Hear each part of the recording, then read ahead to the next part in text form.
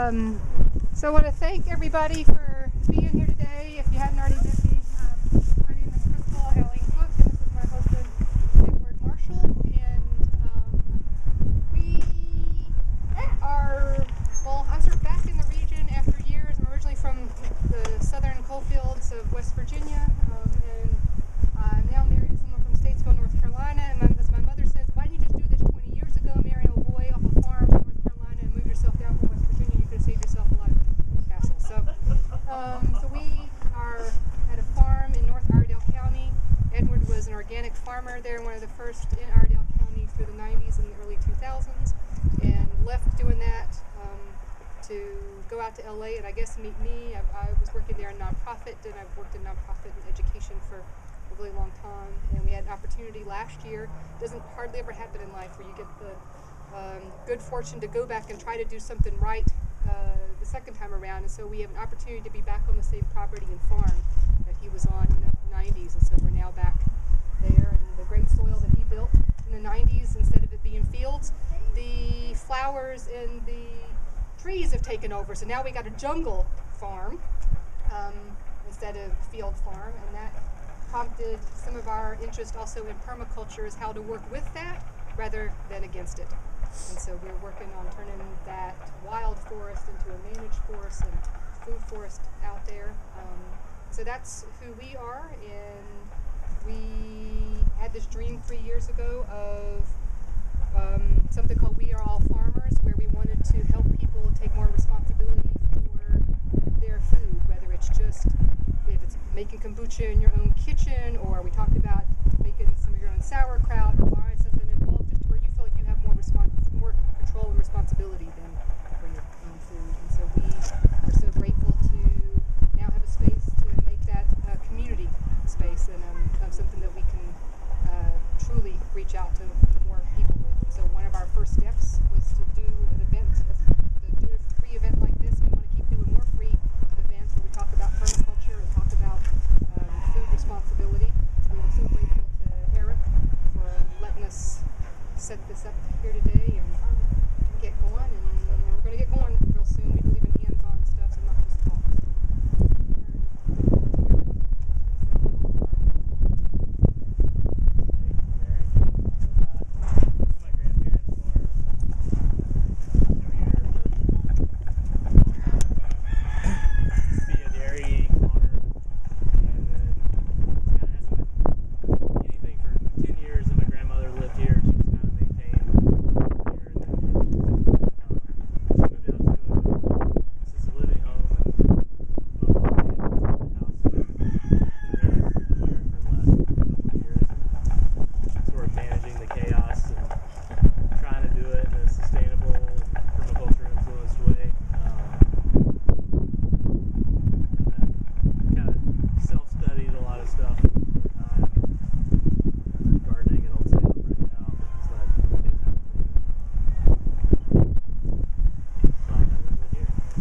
Very supportive of what we've been up to, so we're very grateful then to Eric. Edward, do you want to say? Edward's been a great influence on me. He's always known him for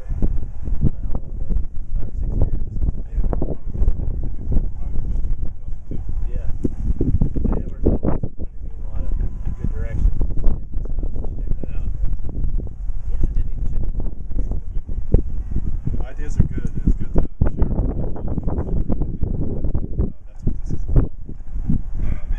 I first learned about it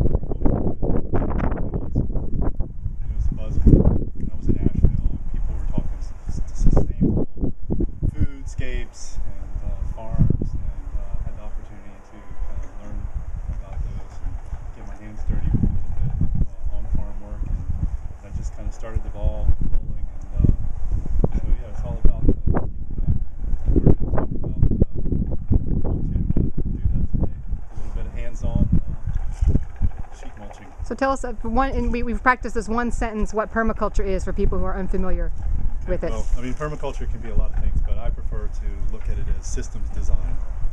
I think that's the most encompassing way to look at it. Today's system is going to be Eric's landscape, so we're going to approach it with that. But we believe in permaculture in 3 overriding philosophies. One is care of the earth, and second is care of people. third one is to obtain a yield and return the surplus to the first two, the earth and people. And so from that, you can look at permaculture as systems for your landscape, for your garden, for your household, for your community, for a business, for a nonprofit. It can be very encompassing. Today we're going to focus on dirt. Right, dirt. Right. So pretty immediate. Yeah. So that's who we are, and you know, glad for folks to be here. And we're going to be around afterwards. If people want to talk more about permaculture, please. We've got a whole bunch of permaculture activist magazines there for people to look through, and we have the designer's manual that we use. Edward had gone and visited polyface farms and so on in Virginia and done some internship stuff, but finally last year we pulled the trigger on spending the money and getting our permaculture design certificate from someone who's in the lineage of Jeff Lawton, who's one of the big guys in permaculture. So we did that in upstate New York last year.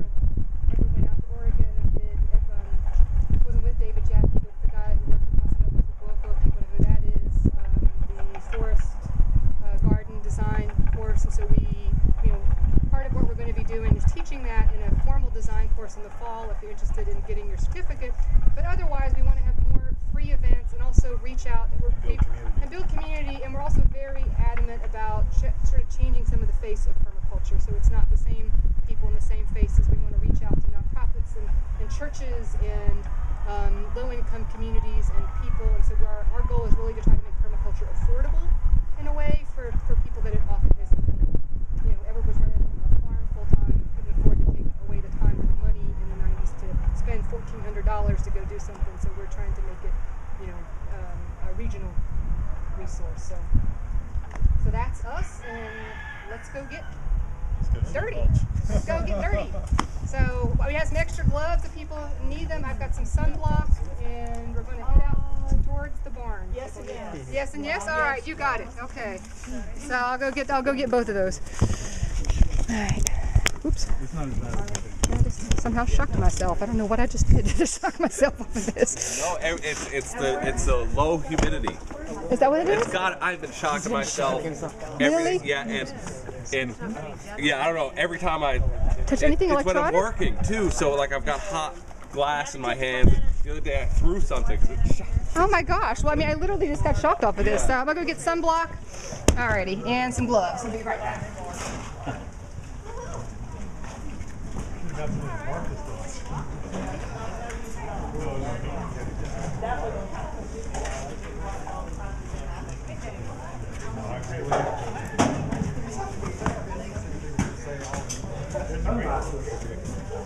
I was freezing there for a minute, and now I'm nice and warm.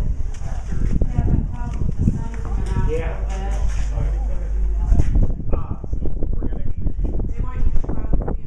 Yeah, pretty much. Spread the mulch. No, I don't know. We're going to go see. We're going to go look at some dirt. And then what they got. Well, let's go. All right. Yeah.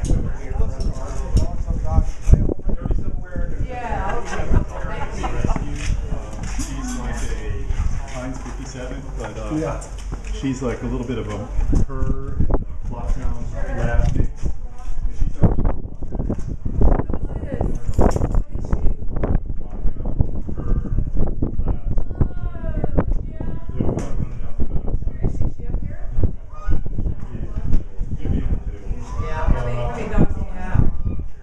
that's the only one we've seen on the well, there'll be. So, but she'll talk to each other like, it's like toboggan. It's like, Mark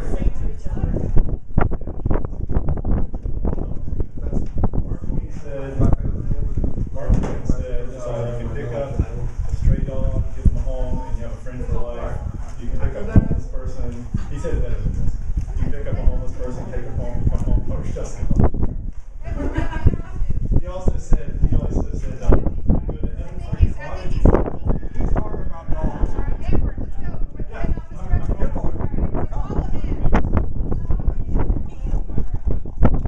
Crystal. Edward, are we following you? Yeah, Crystal, where are the gloves? I got one right here. Right there. Oh, okay.